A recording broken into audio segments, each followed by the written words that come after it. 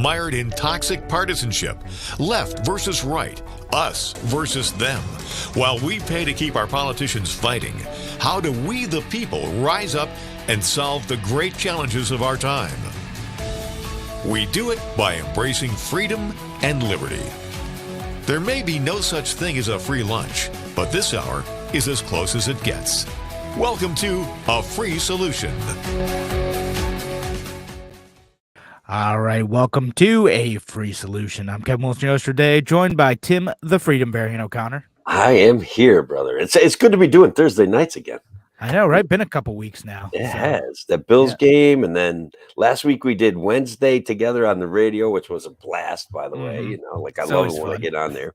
And I love having somebody else keep track of the time and when commercial breaks are coming, because that freaks me right out. I just can't do it. Well, you know, and you just get used to the cadence of it. You got to get into it. And then you got the callers, too, which can be, you know, anywhere from, like, informative to, like, I don't know, the last caller is a little bit strange, but, you know, I'm glad he called in. We got to talk. Keith got a little mad at you on Monday. Oh, on Monday? Yeah, Keith got mad. No, he told me to get out of America. He did. He totally did. I was just like, oh, God. Keith. Poor Keith. Like, guys, look, one of the things that Kevin and I try to talk about pretty regularly is, like, the system manipulates us, and they use anger, and they use force, and they use confusing messaging, and they do it on purpose. And Keith's really smart, man, but, like, he's really angry sometimes. So I don't like, whoa. I didn't quite get that. Listen, I was talking about, like, immigration, which was what we're going to talk about today too. Yeah. I was talking about that, and you know, and I was saying, like, hey, you know, people want to come here. America is an awesome country, and that's why people want to come here, and we should, you know, make the rules simpler and easier to understand for that, you know. And Keith got on about, you know, how, like, I had criticized America's actions abroad and blah blah blah, and he's like, if you think America's never done anything wrong, then, like, you know, you're anti-American. Like, yeah, man, America's done some bad stuff overseas. It happens, you know, like, we're not a government run by perfect people. We're a pretty good country, but, like, some of the foreign policy stuff is pretty shady. It's not good. We've had this. America has some exceptionalism to it. The goal of its founding, you know, like to subjugate the government to the people and not worship government as the be all end all. Certainly, that seems to be falling by the wayside, but. Like, America is an exceptional country throughout the world. We do, and at least we really did had a better grasp on freedom and individual rights, and some of that probably for a lot of people seems like it's getting bastardized, and I get that. Like, I get that understanding of that feeling, but Keith is also the guy that says the government is going to keep you safe, and it's like that the government's not going to keep you safe. The government's going to promise to keep you safe. And then you have to participate in some of that responsibility yourself. Like, that's a reality. Yeah, and sometimes does a good job of that. Sometimes it really does. Sometimes just the opposite too. And that's, you know, my position on, like, government politicians in general is, like, I have to be careful not to develop any sacred cows, right? Like, everyone is worthy of criticism if you end up doing something that's wrong, that's immoral, that hurts people. So, you know, I love that about you, Kevin. I worship Donald J. Trump. You know that. Yes, so that's unquestionably. You're not going to change that. And I'll get this comment from Facebook user: America is amazing, politicians suck. Yeah. Agreed, bro. Agreed. I wish I knew who that was. Sometimes I can figure it out in a minute or two. Yeah, right. And it could be in our group page, which Shelly on YouTube says good evening. And I met Shelly in person, Kevin, up at Larry Sharp's hearing. Cody. Oh, nice. Cody and I ran up there to check it out, and we were all ready to protest and start kicking over benches and stuff like that. But really, there's not a lot of opportunity to do stuff like that in a court of law. No, I mean, you should have definitely set a trash can on fire or something, at least. I know. Oh my God. Like, the whole process for me getting in, like, of course the metal detector goes off, and I'm like, what in the world? I don't have anything on me. And it turned out I had a lighter in my pocket, and I'm like, oh my God, what the heck? No, I've done dumb things like that. Like, I've like carried a pocket knife into a federal building on accident before. Like, I walked in the office, and I was like, hey, You're lucky. listen, like that's just You're lucky to be I forgot I alive, had that in bro. my pocket. And the guy's like, yeah, whatever. Like, we're just gonna hold that at the door for you. And I'm like, cool, Yeah. appreciate you being super cool about that. They re they returned my lighter to me too. Like, I'd forgotten about it, and they brought it over to me when we were kinda talking with Larry and, Gary Denoy and his lawyer and stuff like that. Yeah, But yeah, I got met Shelley face to face. It was a wonderful experience. nice. But thanks for listening, guys. So again, we're going to talk about immigration today. We are. So do you catch my Monday show? I kind of went on a thing about like what was going on with the flights, and I know Tim, you have some thoughts on that. I do. Um, I definitely and do. so like you can go back and listen to my Monday show, but Tim, we'll start with what your thoughts are on this. Like, Alright. what are your thoughts on this I situation? I'll kind of respond to it. Yeah, okay, so one of the things that I think gets lost in, the mainstream media messaging about these situations is these people are asylum-seeking individuals that are here under legitimate rules of law and stuff like that, right? And they're in my opinion, that we're not necessarily prepared to handle this influx of people. And these people are living in flea bag hotels under bridges and being stored in cages on the border. And I think that is a problem. We need to absorb them as fast as possible. Where I got mad, number one, people should not be. I agree, Kevin. Like I agree, people shouldn't be flown around as political props. But what happens is they bust them around constantly, and there's no like media news coverage of it, and they slide them into communities, and so they're still kind of props, and they're still All right. being used So as a political tool, right? let's talk about like the busing thing, because there's kind of two different ways of busing happening, right? So one is like the stuff that Ron DeSantis is doing, and Greg Abbott is doing, like they're like just taking random folks and busing them off to like usually New York blue City. city sanctuary. New York City is a huge one, right? Which Yeah, now they're starting to get a little bit more prepared for it. So like they're handling it a bit better now, because they're yeah, like, well, we know busloads of folks are just going to show up, and Texas has a budget for it. They're just going to do that, so we'll be ready for it now. But the other one, I know folks talk about like how Biden's flying people all around the country. So I looked into this a little bit. What's actually happening with this is a lot of times they're minors being flown around, right? sure.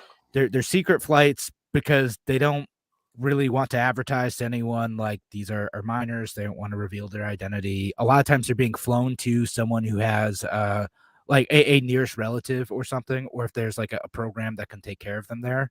So like that is happening. Like minors are being like who are here on asylum, and then just like a special like youth asylum type thing. Yeah, And then sometimes there's folks whose parents are here and they're going through their own detention trial that's like separate from like what their immigration status is. yeah, So again, they're getting flown to a relative or to like another city with a program that says they can take them in.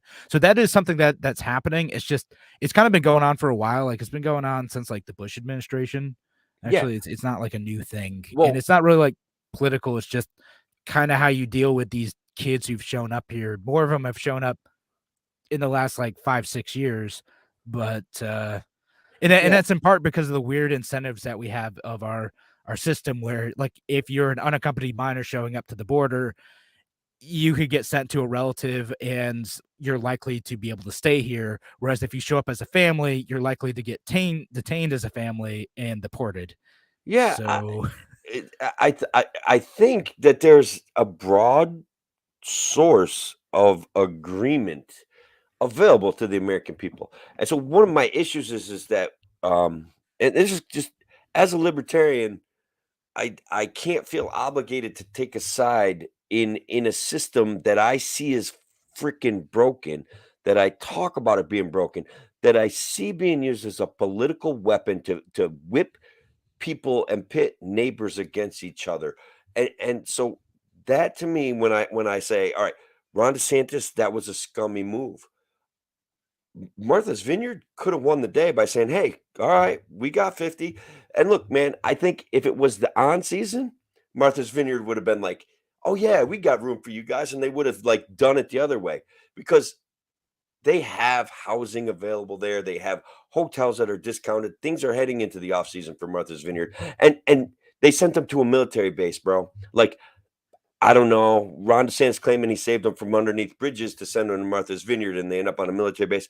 I don't know all of what's true, what Uh, isn't true yet, but there's this is so gross. All of it's gross, and all of it, it's beneath us as Americans.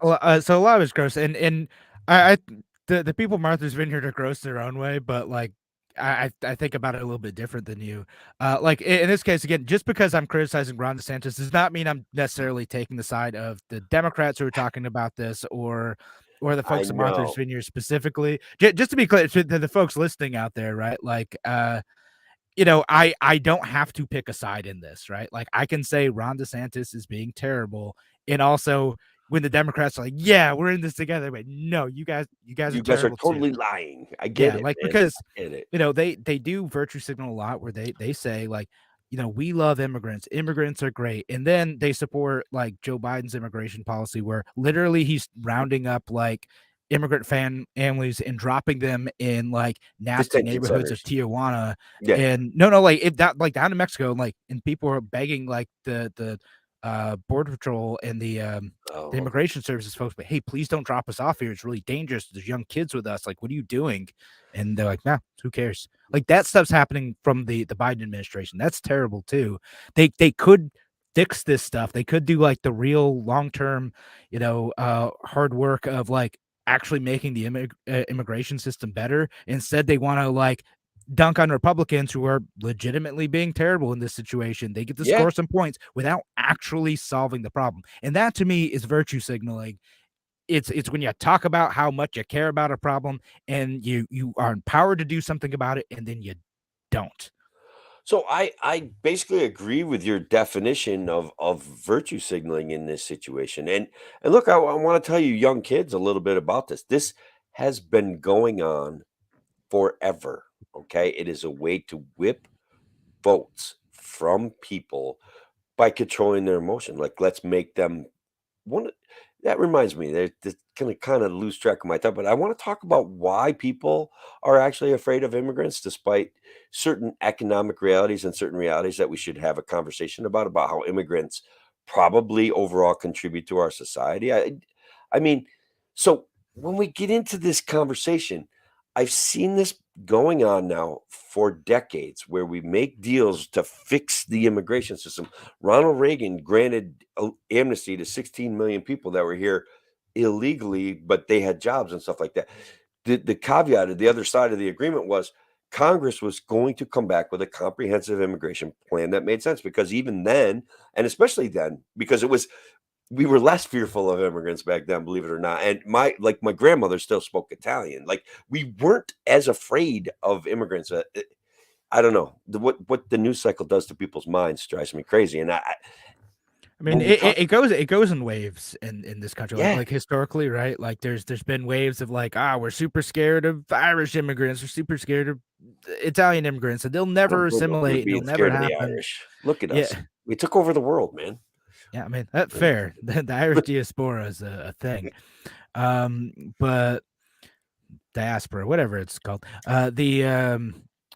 But like, you had like in the 1920s, severe immigration limitations, that went up through like the 1960s. Like even like getting in from Mexico is like a challenge, and things got more and more strict for a while. And in many ways, it like hurt the country because the country like it does now, like could actually kind of use the labor.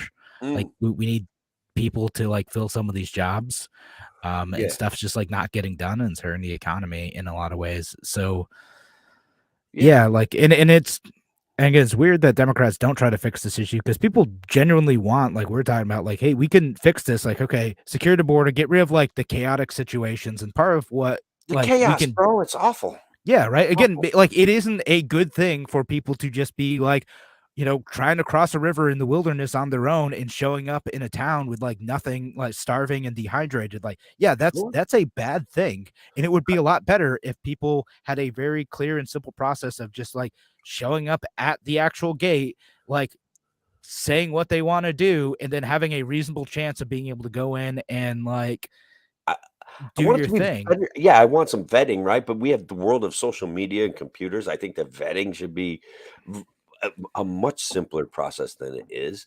I think that there's actually sponsorship programs if you guys wanna help families migrate here. You can sign up, put your name on the dotted line, and look. I'm in commercial construction. We see crews, right? We like the fence guys from Guatemala, right? They 17 of them show up. They put like 2,000 feet of fence in a day. They're all legal immigrants. They're here working and they work like 10, 12 hours a day. And they're nice guys. Like they break tools, they fix tools, they borrow tools, they return tools, they loan tools. They're like, Yeah. they're human beings, man. Like that's a Yeah, reality. and that's the important thing to keep in context of this whole conversation. Yeah, like these are people, right? Like it's not like the abstract of like look at these hordes of numbers who are out here, right? Like these are people with families, with stories, with ambitions, Yeah. and most of them are good and well intentioned. I know there are some bad folks who are going to be out there. Like I get Sure. that. I'm not naive, Yeah. but for the most part, most of the people coming in are just trying to make a better life for themselves, and Sure. the type of person who's ambitious enough to cart their butt out of communist Venezuela and make their way all the way to North America, like that person who's that ambitious to be able to get themselves and sometimes their families up here out of Yeah. that bad situation. Like I want that person with that ambition here. Like it's a good thing. That is a motivated, set of individuals, and they could do good things if they're able to come in and establish themselves and work quickly, which is another thing. People are like, oh, people are like soaking up welfare. I'm like, part of that is like we make it difficult for people to come in and immediately work in some situations, and that's a problem. Yeah. Uh, so yeah, I got a couple of immigration stories, right? Like I met a guy, been here for 20 years. He's got a kid. He's never been able to file a tax return because he's an undocumented guy. And Yeah, he's a talented guy and he can do things. And like I don't even want to say where I met him, how I met him, how I know him, nothing, because I don't want this guy getting shipped out of here. He escaped oppression at the age of 16 and he's here and he's doing jobs and he's basically yeah. a tax slave like the rest of us, except even worse because he pays in and he don't get nothing back ever. Yeah, that's the thing. Yeah, a lot of immigrants, especially like undocumented ones, they're operating under half times false social security numbers because that's what the employers do. So they're paying in. They're not going to get back from Yeah. that system. They can't, unless they're grabbing another fake identity, which I know happens, but isn't most people. They're just not going to receive any like benefits. In most situations, there's some like cities that will like just give you food and whatnot, without asking any questions. Sure, but like the nonprofits and cities who run those programs kind of expect that, and that's fine. But same thing though. Like I kind of been working around like immigrants since I got my first like real job at Annie Ann's when I was like it's like right around the time I turned 16, and there's a bunch of immigrants there, and then like I remember one day like they all changed names suddenly, and we're like, oh, okay, that's weird, but sure. That's weird.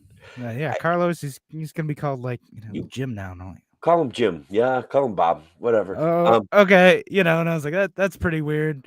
It wasn't like those aren't the actual names used, but I was like, all right, cool. But yeah, it's just stuff like that, and again, but they worked hard, they did their thing, it's fine. They all wanted to be there. They're excited for the opportunity to have a job at Annie Ann's because it was better than the situation that they were in previously. So my first house, Kevin, was a two family, like kind of a fixer upper, but kind of in okay shape. And I rented out an apartment and I rented it to my friend who was a manager of a diner, right? And the diner guys, like they provided housing for people that worked for them. And so I would meet the guys, and one of the guys that I met, his name was Nick. And Nick was from Russia, and he immigrated here on a student visa, right? And this is one more problem with the whole immigration system, right? He immigrates here on a student visa. He decides, students not really for him. He goes to work in a diner, guys, like working 7 days a week, 12 hours a day, right? For 400 or 500 bucks and a place to live. And like he makes something of himself. But the whole time he's going through this, trying to get a new visa and trying to get access to the system of a United States citizen, this guy's getting shaken down by immigration lawyers. Which guys, immigration lawyers? It's like $1 trillion a year freaking business. They shake these people down. They take their freaking money, and these are people here that come on visas. So the whole system, right? The whole system is busted. So this Yeah. guy's like, I But got yeah, it's like specific visa types, though, right? You yeah, come in a student visa, then well, you're not really. It's not really meant to go and like just work and not be in school. You're no, here to go to school, and that's right. it. And if you want to do something else, and you need to go back a lot of No, times, and and then request a new visa to work, and then come. Slick Willie, the visa lawyer, the immigration attorney says, "Hey, for 15 grand," and 15 grand back then was it is still a lot of money, but it was a real lot of money. For 15 grand, I can get your visa changed from this type to this type, and you can stay. And then they're like, "Yeah, well, it would help if you get married and stuff like that." So Yeah, he pays this guy 15 grand. This guy stops showing up to the court dates, and like this guy now is screwed again. And so still, this guy nose to the grindstone, keeps going, keeps saving his money, keeps shelling it out to like immigration lawyers. Finally, someone says, "You know what? All right." He gets it a little bit straightened out. And he starts working his way really up the food chain. So now this guy owns diners and he owns a couple of diners, and then he owns one in Binghamton, and then like falls on tough times, and now he's going to jail for tax evasion. It's just a oh horrible. man, Like this guy got beat upon and beat upon by our system, and now he's going to spend a year and a day in jail and come up with $325,000 so that he can continue his life in the United States. It's just, yeah. it's a That shakedown. sounds wild. Again, like It's a even if you do shakedown, man. everything right, it's expensive, which is why so many people are like, "Well, I'm definitely not going back to where I am, and I don't have this 15 grand or whatever." It's not Probably always that 30 much, grand but now, sometimes right? it's more. Like I don't have this money to like do things the legal way, so I'm just gonna stay here and keep doing what I'm doing because that's a lot better than the alternative, and I will risk, getting caught by the immigration authorities, if it means staying here. Yeah. And so and that's why you get situations as like for a while. I don't know if this is still true, but for a while, like the largest undocumented immigrant population in the United States, like this was as of a few years ago, were the Irish too. There's a lot of students who came over, and like folks who like would come over, visit family, do their thing, and then just overstay their visas, Yeah. and That then just that kind of still hang is out. the biggest segment of illegal immigration as far as I understand it. Yeah. There's asylum seekers and there's people that have overstayed their visas. Like Yeah. that's Yeah, that's essentially like it usually isn't people coming in like crossing like the river, walking through the desert. Like that's I know it's a thing, and that's one of those things like the it is a media likes thing. to show. But it does happen. But most of the people coming in, they're flying over on a plane. They have some legitimate reason to be here, and then they just don't leave. Which Yeah. again, And to look, I me, I'm think like that's fine. It's as long as you're not hurting people or taking their stuff. yeah, but I think the mainstream media does a horrible job of explaining the actual problems like you and I are explaining them right now. Like the immigration legal system is a literally shakedown system for money that overstaying your visa when you're here for years building a life. Like y- agricultural visas, guys, like this is literally a toxic poison. Like you get guys to come work on your farm. Great, right? That's good. They'll do it. They'll spend it. But all of a sudden that guy gets fired. The person that's holding his agricultural visa can now make that person an illegal alien, and I don't think that that's fair. I don't think that that's a human rights issue. That's bullshit. Besides, working on a farm is really Yeah. hard, and it's kind of gross. I did it for years. It's Mhm. it's it's a tough gig, man, and it's not Yeah. fair. It's not fair. It's not. They're not slaves. They're human beings. We gave up slavery a long time ago, and we need to be better. Right. How's Yeah. that I mean, going? it Am creates a I system virtue where you can signaling extort loud people. enough? No, it creates a system where you can extort people, right? Like where you can just be like, Sure. hey, listen, I'll drop this thing, and then you'll have no legal reason to stay here. That like 6 month lease that you're on. Well, too bad. You Yeah. know, how you have a girlfriend here now. Well, it doesn't matter. Does You none of that matters. You got a kid on the yeah, way? Ha! Guess what? Work a few free hours, like work a few free hours. yeah. You know, so yeah, I So mean, again, so we got this situation again. I'm not the Santa situation, which is still happening, and I actually one of the things that kind of makes me mad about is like spending money on it, right? Again, Yeah. yeah, like I get mad when like, Kathy Hochul's spending ridiculous amounts of money buying the expensive COVID tests from like one of her political donors, right? Oh, Like, yes. which is something that It's just something that can happen. yeah, What right. about when Cuomo sent $50 million to Puerto Rico for like when the place was rebuilding? They really couldn't use the money at that time anyway. Do you remember No, I that? do remember. Actually, I mentioned it briefly on Monday's show It was because like it's just one of those things where he was trying to like get some of the Puerto Rican vote, right? There's a lot of Puerto Ricans like throughout New York State. There's a bunch in Rochester, a bunch in New York, yeah, and he was trying to make them happy. So it's like, yeah, we're gonna send a bunch of New York State money down to Puerto Rico to help, and yeah, yeah. Thanks. it's Now like we're for we're what? like Like only this was just a ploy to like you know 5 votes. buy votes. But at least in this case, he's like helping people and not defrauding them. But Yeah, no, I get it, but it like doesn't make it that much better. right, but sending around But piles of money like still not that great. irresponsibly invites all Oh sorts of yeah. grift and graft and corruption Oh, and it does. warehouses I'm full of not saying it bottled was water. a good thing. I'm just Yeah. saying he wasn't hurting people and using them as political props in this situation. Mm, So true, true. I do which Ron DeSantis is he spent so I gotta like check the number on this, but it's yeah, like it's over allegedly he $1,000,000. spent like $900,000 Yeah, like flying an empty plane to Delaware to like yeah, trick people, and I'm like, yeah, okay, cool. Like as much as I love dunking on the progressives and the Democrats, that's yeah. $900,000 for a political stunt.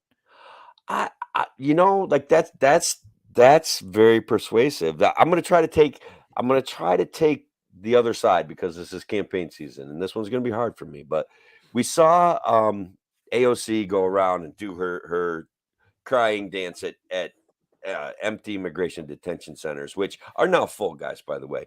Um, and so there is a real like 2 million people cross the border this year into Texas. Um, that stresses any infrastructure. They're all a good portion of the border crossing are people that are legitimately seeking asylum. So we are obligated to provide something for them, which is access to our courts for a hearing. And therefore they get to stay in the country while that's happening. That's the law, guys. Okay, like that's not so we can't just shoo them away if they're here for asylum. That's who we are. That's part of what made America great, and that's fine. We want to know if they're refugees and we want to help them. So where was I going with this, Kevin? My God. Oh, virtue signaling stunts like what AOC did. Eh, They're set up for this whole like somewhere in October, this October surprise of going into Florida and Texas and saying, these poor illegal immigrants, look how they're shitting on them already. And so I feel as though there was this, and look, none of it's okay, even though I may laugh about it, but they did this preemptive, disgraceful thing to preempt that eventual disgraceful thing. Do you see what I mean? So well, again, with that thing, like I don't know, I have no idea how genuine she's being. Like for as far as I'm aware, she's like sincere in trying to move policy to make immigration easier in Congress. As much Yeah. as I want to dunk on her, as much as she deserves a bunch of criticism on economic stuff, Right. I kind of agree with her on a lot of the immigration stuff. Not all, but a lot of it. And I don't know. Like it's again, it's like the reason I got mad about, like, I commented, you and I kind of went back and forth on like a Libertarian Party New York thing. The reason I got mad about is like, look, this is an opportunity to be like, hey, here's where the government is doing a terrible thing, and let's talk about like what the solution to that thing is, right? Like, step aside the like Democrat Republican fighting about this. You got Sure. Democrats virtue signaling, we protect immigrants, and then don't do anything about it. And then Republicans just being kind of cruel in this situation.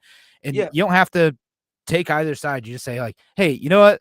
We are the adults in the room. We can fix this. And you I can do it through memes. You can do it through like whatever, right? But like we can yeah. actually fix this, and like let's get rid of all the partisan noise and talk about like what we're actually gonna do. And again, it's So hilariously, what I interpreted your offense at was the fact that we were mocking at least one part of the situation right now, and that we could. And I agree. Like we're ready. People are ready to hear our views on immigration and stuff like that. Okay, they're ready to hear that. But the whole system deserves abuse, and not. from us, because we didn't craft it, we didn't create it. We're not dishonest, and we're not going to use human beings as pawns in political fucking gamesmanship. Okay, like that's. And I thought that you took a side that um, felt like we shouldn't make fun of the virtue signalers at the same time. And I get your points about AOC, but like that dancing, crying thing was too much for me to handle. Like it was just too Yeah. much because she's economically illiterate and she is okay on human rights. She is. She's a humanitarian. I I don't like her overall behavior, like as a but I don't like any of their behaviors. I don't like I Jim mean, Jordan's she's a behavior, crafty like, I don't politician like like the rest AOC's of them. behavior. I don't like She Louis Gohmert's behavior. I don't like Nancy Pelosi's behavior. I'm sorry. They're a bunch of clowns. all So, right. carry on. So my thing on that is, again, like, I know you're like, hey, we didn't build a system, we didn't do that. All right, like, again, we don't need to take sides. But also, like, when the system acts inappropriately, like, we as libertarians, the big L and the little L, like, often like call that out. Like, hey, look, this is where the government's doing a crappy thing, and like, we can fix that. The Democrats are pretending to fix it, but they're actually not. The Republicans are actively terrible in this, or vice versa. The Republicans are, pretending to fix this issue. They do this with Second Amendment, with spending, with a Oh, whole bunch of sure, stuff. sure. And Democrats are like actively terrible on this thing, right? Yep. And then we step outside that and like, you know what? That all stinks. Here's what we could do instead, which would be better. And here's where Americans even say they want this thing, and they say that on immigration, they say that on fiscal responsibility, they say that on a whole I bunch of issues that they agree with Americans, and we just need to continue to hone the ways in which we present that message and get people to act, and not just like, well, guess I got to pick a side this time. right. And I do was we pick the willing to liars or the people saying they're going to do the bad thing? I don't know. I was willing to give libertarians, both large L and small L, the benefit of the doubt because that they do understand immigration better, and that I get the inopportune joke of Martha's Vineyard, but God, man, I, this sanctuary stuff, this whole thing turns out to be just a charade to buy cheap votes. Like they should actually have to spend money like everybody else to get votes, and they should have to live with the consequences of Yeah, their we'll talk claim. about the sanctuary thing too, right? Because I like, know, I'm I know not. what you're going to say. We're going to actually argue about this, but go ahead. Yeah. So I'm not actually mad about the like, again, the Martha's Vineyards thing, because I'm like, well, they had to get folks to the right place. Like, that's what it is. Sanctuary City isn't necessarily a commitment to like take people in. It's just a commitment not to snitch to the cops. Like that. I know. That's all it is. And same with like Second Amendment, like sanctuary, like cities and counties too.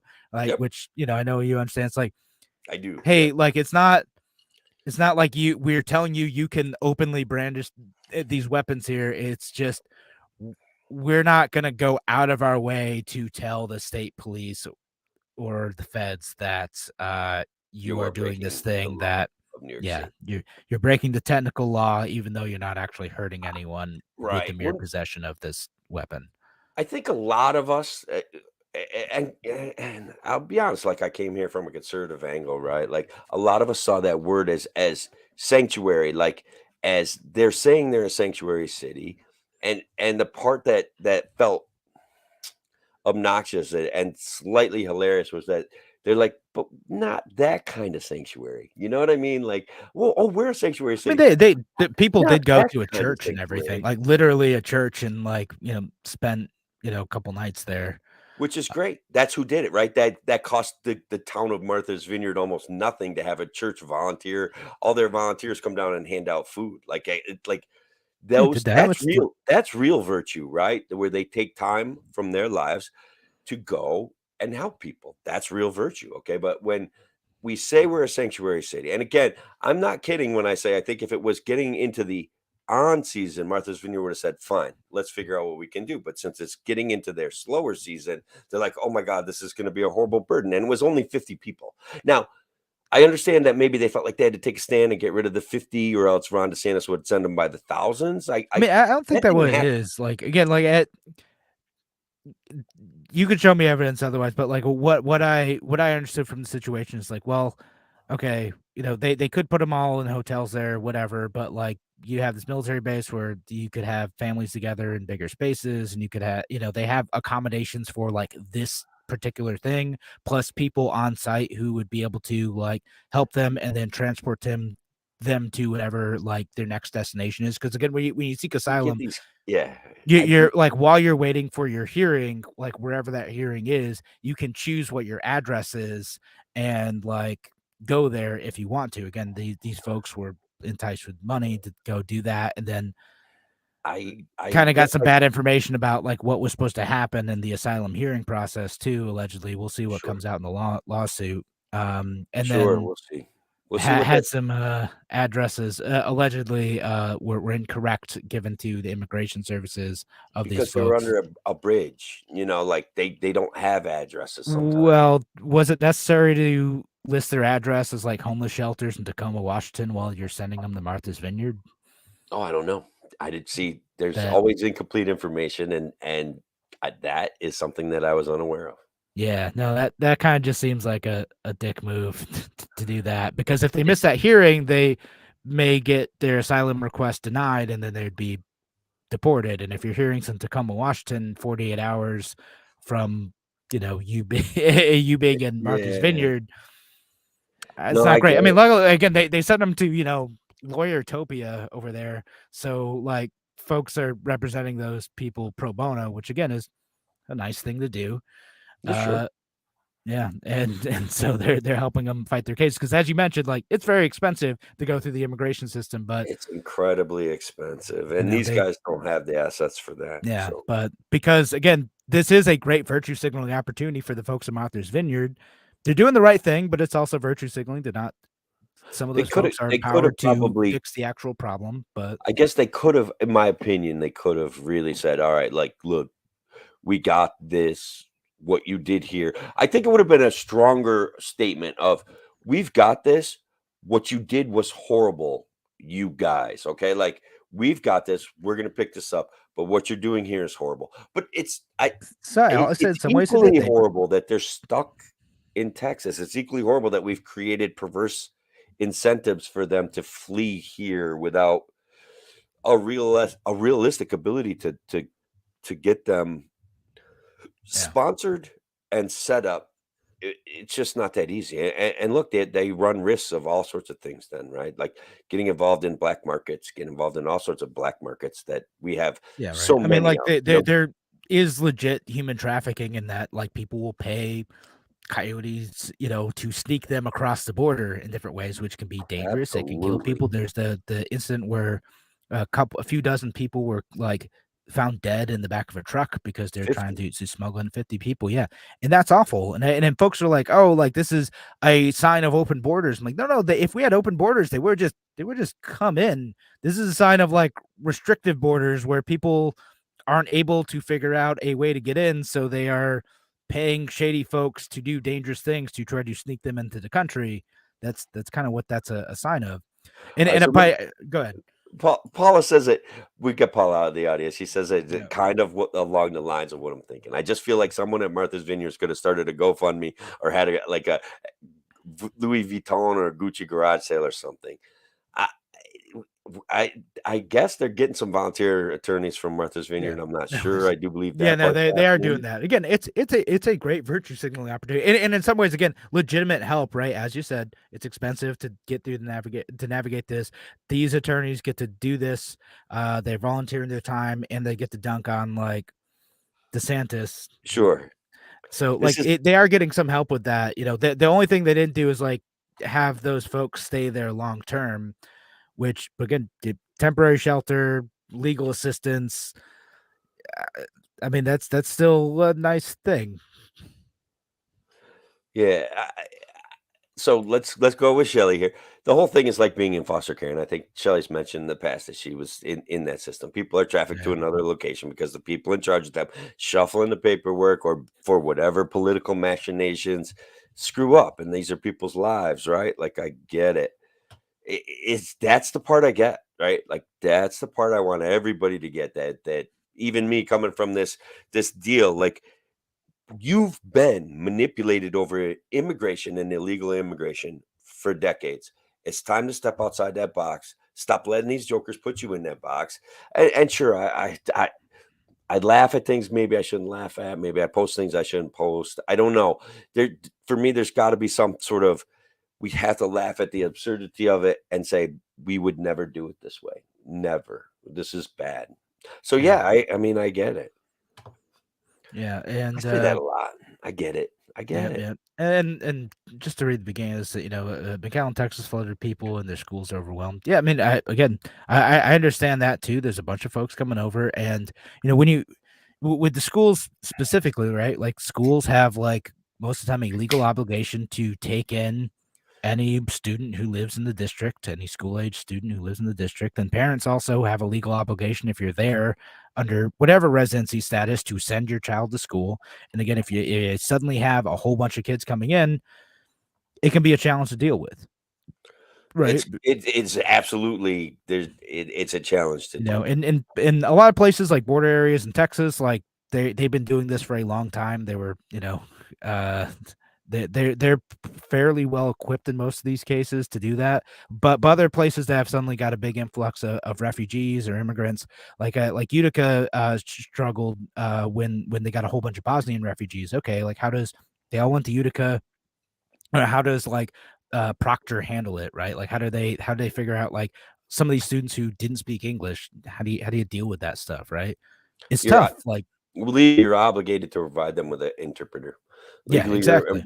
and English as a second language. They call it something different now. Yeah. But I do want to talk about one of the external costs of our refugee program, if you don't mind, Kevin. Okay, great. In the 1980s, Somalia, the United States offered Somalian refugees a relocation program to areas in and around Minneapolis, Minnesota.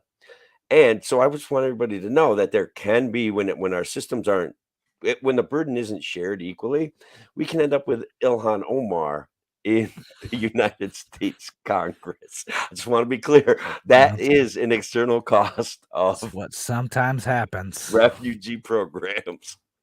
I've been saving that one for a while there. I wasn't quite sure how it get the beer in us before we drop that bomb. There you go.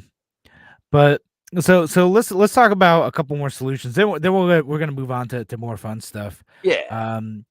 Couple solutions. Go ahead. This, regardless of the stupid jokes I make, this is depressing, and I feel this in my soul, right? Like this hurts me to see this. Like I'm not.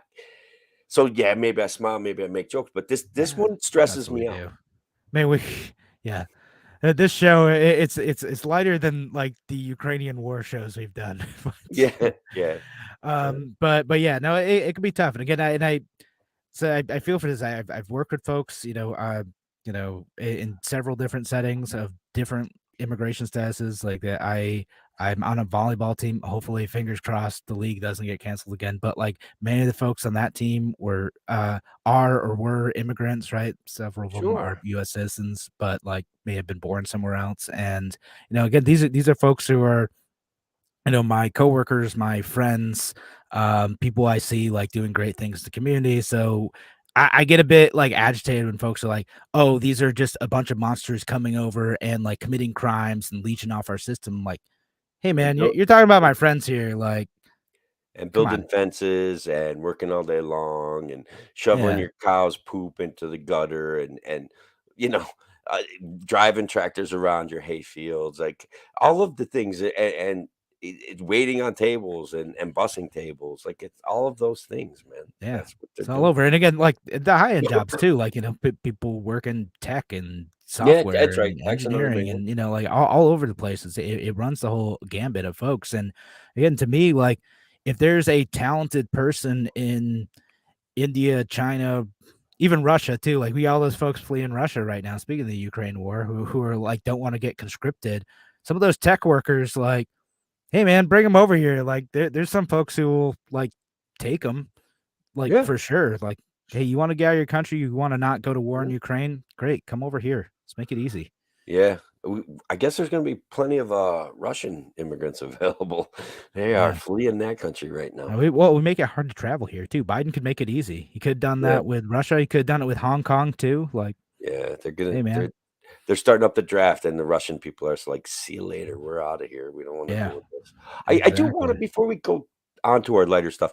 I want to just touch on the Well, notion of why people are afraid of immigrants. What do you think?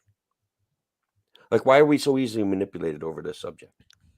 Illegal immigrants, legal immigrants.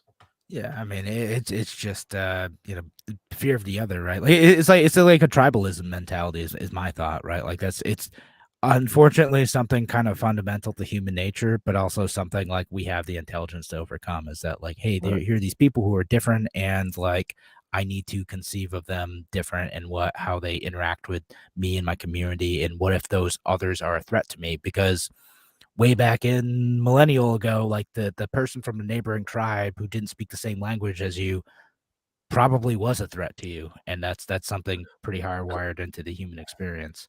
All right. I want to add something to it. I think that a part of it is that we as human beings are seeing an increased level of I, I don't want to overstate it, but I want to call it tyranny, right? We're seeing our rights eroding. We're seeing our monetary policy failing all of us.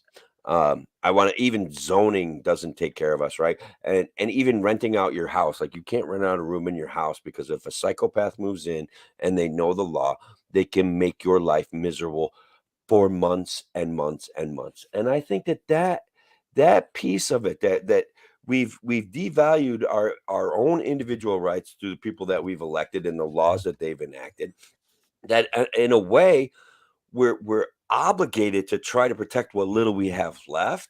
And so again, it's a very simple way, but it's a way for me to blame the government and say the government is not doing its job of making me feel like my rights matter. Okay, like when a guy can get arrested for obviously defending himself and be stuck in jail, even though I'm still mad that he got arrested. I don't care that the charges got dropped. I'm still mad that he got arrested. That's craziness. About that dude in New York City. Yeah, I Yeah, couldn't yeah. remember his name right. I've been a lot smoother with that piece of it. But yeah, that's that kind of stuff that encourages the ability, enhances their ability to manipulate us through fear. So we've got to figure out how to do better, man. Yeah. I mean, I agree. Like there's a lot I of agree with what you manipulation said and too. fear, and it's yeah. Yeah. So we kind of got to similar places on this, and Yeah. just again in terms of solutions too, like what can we do here, right? Mentioned this some on this show, but like we can make the process like simpler, right? It's Mhm. not that you eliminate the vetting altogether. It's just you make things a little bit simpler so it doesn't take you 10 years to figure stuff out, right?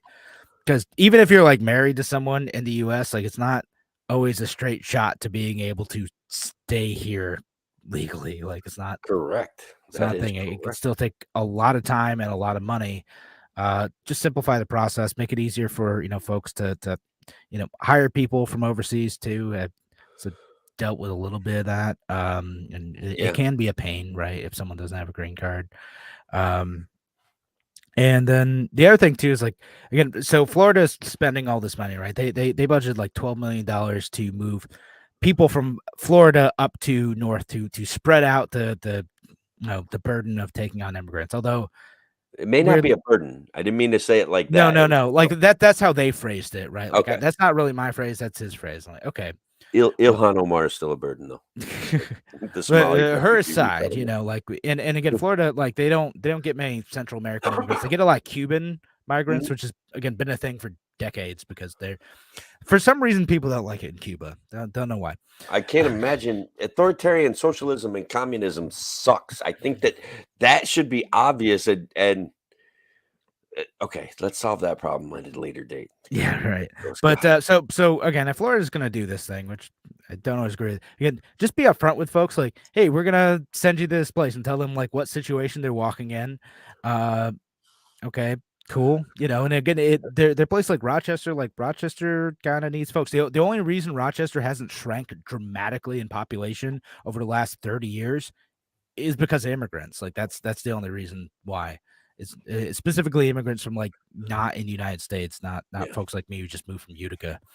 Um, you know, uh, I've been working in Connecticut near Hartford and the level of because I come from like upstate New York, right? The level of multiculturalism is incredible to me. And like everybody just seems to just do their thing and get along. And it I don't know. It's a nice area. People are very, very Yeah, friendly, and I'm very like. Sometimes we accuse our like people are getting lazy around here, and I didn't see a lot of that in Connecticut. There's a yeah, lot of people by the side of the road asking for money. I'll be honest. That doesn't yeah. a little bit more there than there is here, but That'll happen in a bunch of places, though. yeah, You know, and but yeah, again, places like Rochester can take more people. We're a city built for, you know, Rochester at the peak of like Kodak's, height, right? yeah, Like there's space for a lot more folks here. We need more people here in some ways. Um, and I'm sure. it would be a lot better if New York could fix its policies. I'm not going to stop fighting for that too, right? Sure. So like their kids are going to leave, they're going to go back down to Florida, but you know, Yeah, in yeah, the probably. short term, like places like Rochester do need more people, and if they're gonna send folks out somewhere, just send them up here. There's a bunch of folks, and then let me answer this question from Okay. Shelly too. It says, who's committing violence in Rochester? Migrants or people who are from Rochester? Uh, it's mostly people who are from Rochester, and you'll kind of see this at the national level too. Uh, People who are native born Americans commit acts of violence at higher rates than immigrants, both legal and illegal. And not that like there aren't undocumented illegal folks who are committing violence. Like, yeah, man. Like again, people are still people. There's still that like, what 3 to 5% of folks who are going to be like violent dirtbags, right? Like that's kind of a thing everywhere. Um, but most folks are just trying to you know get a job and take care of their family. It's- That's that's what most people don't wanna live their lives engaged in a black market with the threats of violence that comes yeah, along with it. They really don't. Like, some people do, some people get a thrill out of that, so let's get rid of their opportunity to participate. So, exactly. let's have more markets where, "Hey, that guy stole my pot plants. Can you go arrest him?" Like, Yeah, and can we do that? Like, that would be probably better. yeah, and Uh, so that's actually part of the argument for Sanctuary City, and part of the argument they made here in Rochester too is like, okay, so if you're undocumented, you're here illegally, you've overstayed your visa, whatever the situation is, right? yep. If you see someone like commit a violent crime in front of you, are you gonna go talk to the cops if you suspect that the cops are gonna like turn you over to ICE? No, you're gonna keep your mouth shut because like you don't want to ruin your life over that. Like, even if it's the right thing to talk to police about it, like they're like, "Wait, it's not worth it." So the sanctuary status in Rochester, part of that was like in the neighborhoods where there is no crime too, and there are migrants, they don't want them to not go and report stuff to the police because they're worried about getting deported. Like they wanted to send out the message like, "Hey, you're not going to get deported just by talking to us and helping us solve a crime. It's we're not gonna look up your immigration status or like petty crime stuff like that." Yeah, I I think that's an incredibly valid point. I got some NyQuil chicken cooking, and I gotta go check on Yeah, it, bud. We gotta start heading yeah. towards No, some. we gotta swap some Nyquil chicken recipes.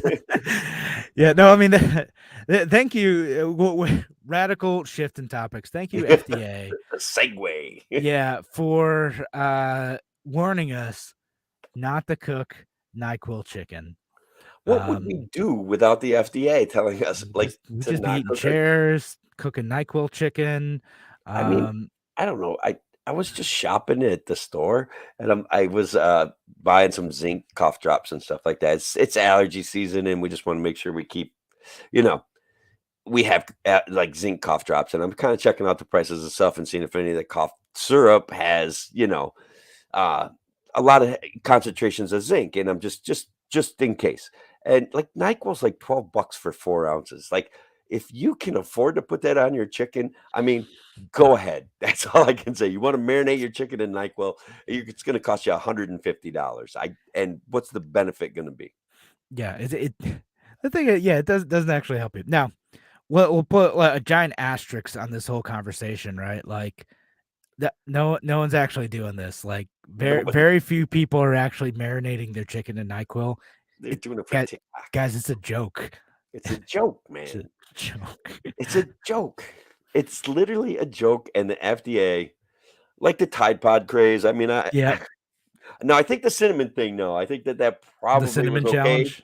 to Yeah. put out a public service announcement, like, you can literally kill yourself with cinnamon if you do this challenge, all right? Like, I think it's okay to say that, but I think Tide Pods and NyQuil, I think the kids like to play games with us, man. No, they're totally messing with people, right? Again, you and I are both on TikTok. I've seen a bunch of stuff like people did like the NyQuil challenge and like, oh yeah, did you know like if you coat your solar panels in NyQuil, like it'll,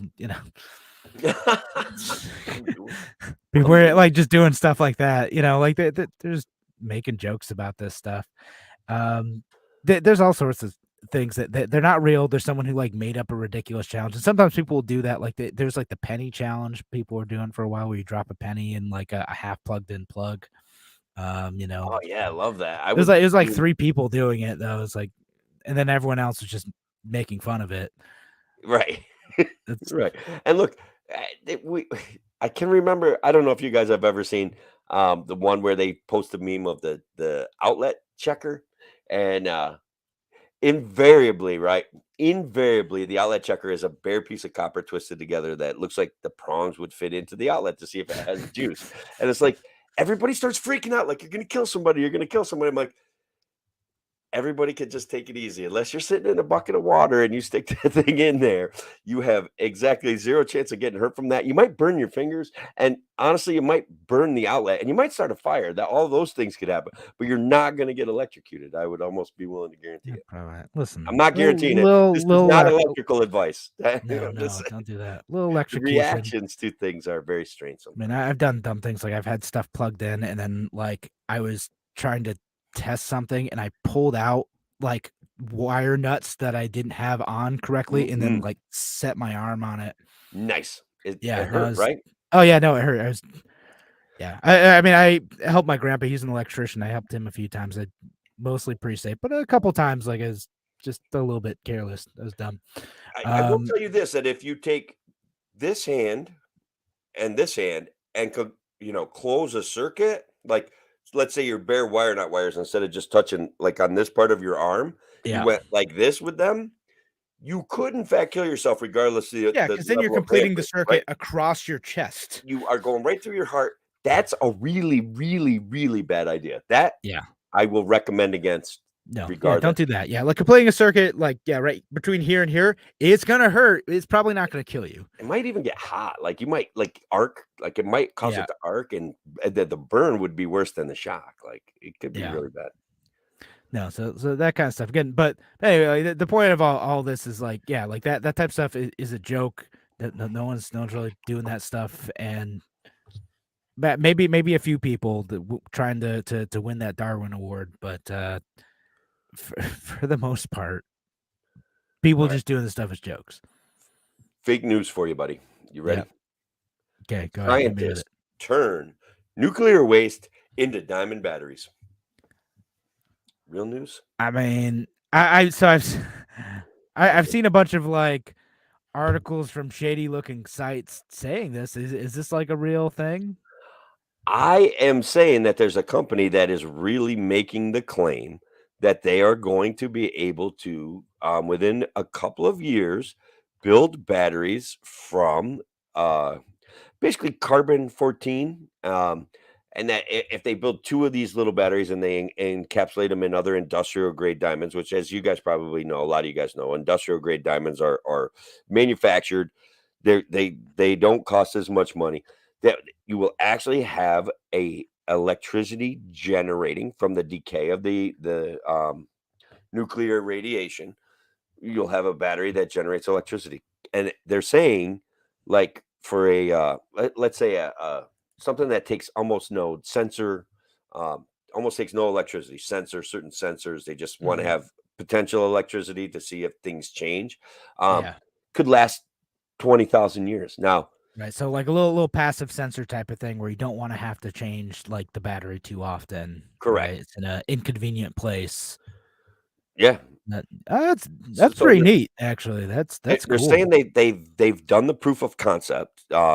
Now they actually have to build one. And the interesting part about it is that it does not use it doesn't use like spent fuel rods. Okay, it uses things that become um, radioactive from being in the presence of nuclear material.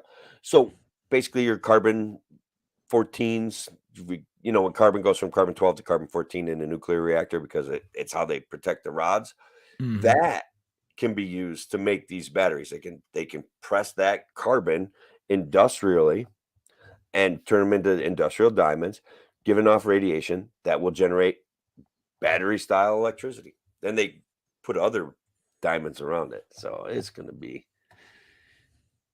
there could be like the potential for the upscale diamond battery, but they're saying that these things could actually be cheaper, eventually end up cheaper than a regular household lithium battery or Yeah. something that you would buy for your tools that are like We'll see. So 120 they're bucks trying to now. get VC money right now to actually scale it. So they're talking it up big time. Oh, sure. Government money will take care of that. We'll We'll fix see. it. So here's one. Like I think you already know that it's a Pennsylvania Senate candidate John Fetterman has apologized to his supporters after accidentally urinating on a female staffer at a campaign event. I so wanted it to be true, Kevin. I want that to be true because, in a way, Fetterman's a bit of an odd duck. Okay, Eh, He's a strange fella. he's So he's is a Dr. Oz, but yeah, he's a little bit weird. He's kind of like he was the mayor of some town, and his parents are really rich, so he eventually bought himself a Senate seat, I guess. So, but it's fake. He didn't actually pee that that we know of. that we know of, That yes. we know of. He didn't actually But pee on a that campaign, was from at BuzzFeed Ruse.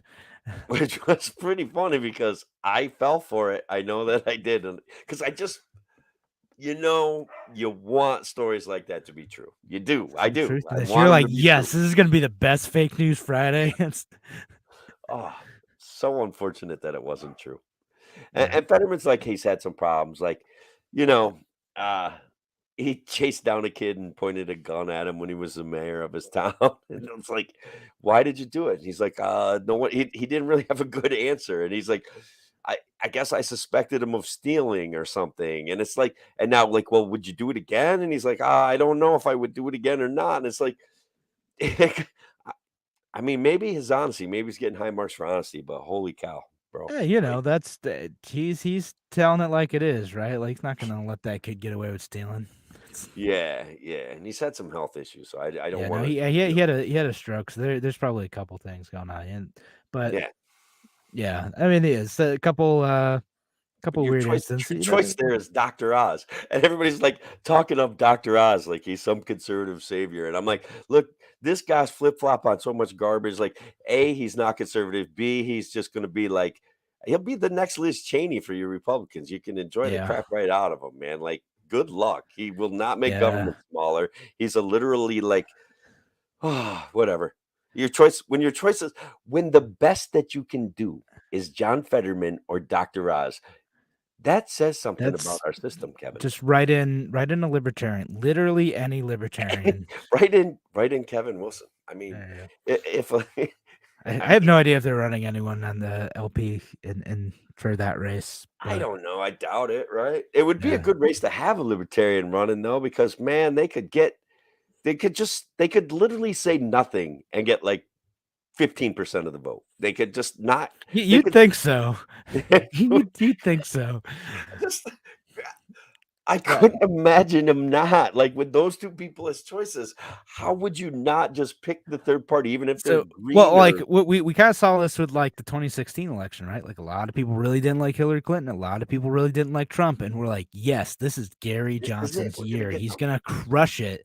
And there's a bunch of folks like, yeah, he's gonna do great. And then like a bunch of people got into the voting booth and like, well, I really fear one or the other is gonna Right. get elected, so I'm gonna vote for the person that I'm scared of less.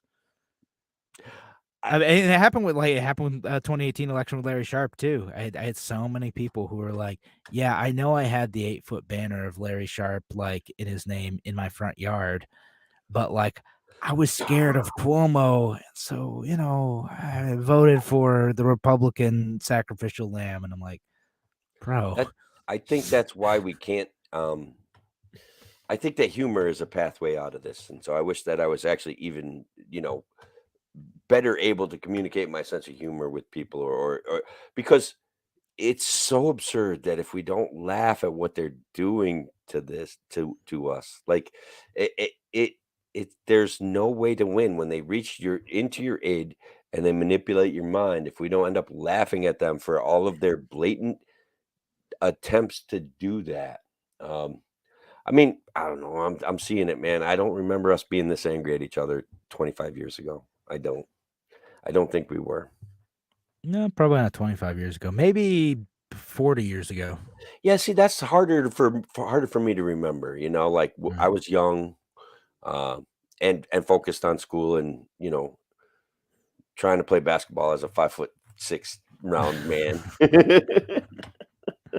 I mean, Yeah. that's a reality. Like Yeah. I loved playing basketball, but I was, physically wasn't. You know, we should do a show. Alice popped in the lobby. We should do a show about how to do write-ins because you can do it wrong, and then your vote doesn't count.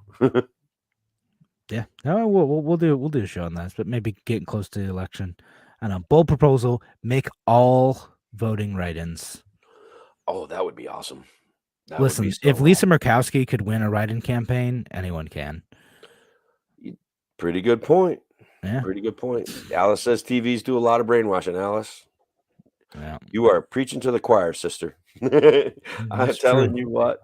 Oh, it's awful. It's awful. I put away cable like 6, 7, 8 years ago. I'm just like this I can't do this anymore. And so now I go on and I'll watch Fox News if I'm holed up in a hotel room or CNN, and I'm like, I swear to God, they were talking about this stuff 10 years ago when I got rid of cable. Like, and then they're coming up with those fancy names of Crossfire Hurricane and Yahoo Bravo. And I don't know, man.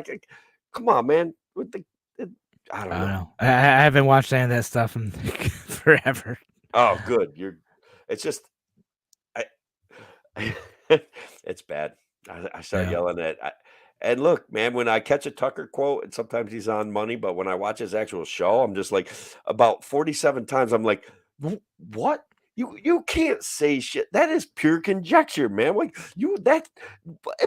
and then my brain starts to hurt. That I turn on The Office on Comedy Central. That There you go. that, So that's over there. That's why that's everyone's how like, that comes "Yeah, on. man, politics sucks." Uh, Like because they're flipping between, And honestly, I think Tucker Sean and Hannity's whoever. losing his mind. All right, like Yeah. this guy is his 3 hour show every single day is the same exact thing every single day. It's every single day. He doesn't change subjects ever. Oof, man, Comforting, folks. it's It is. it's. I mean, I don't know. I I don't don't know know. what is. All right. We should call it a night though. We should. I had a blast, brother. I'm Yeah. glad we argued out this because we weren't as far away as we were feeling like we were when we were using typey words. No. You Yeah, know, it's a on little the bit. immigration thing. Listen, Facebook comment sections may not be the best place for productive discussion. Like I I know, know, like hot take there. but goddamn, it's fun. God damn, I have a good time with it. All Yeah. right, have a good one. Yeah, have a good night, folks, and thanks to everyone for listening today to A Free Solution. And yeah, Miss Ann Show, I'm gonna put the podcast up shortly after this. All right, guys, thanks a lot, Shelly, Alice, Paula, Brian, Brian yeah, LaRusso. thanks everyone for listening. Have a good night.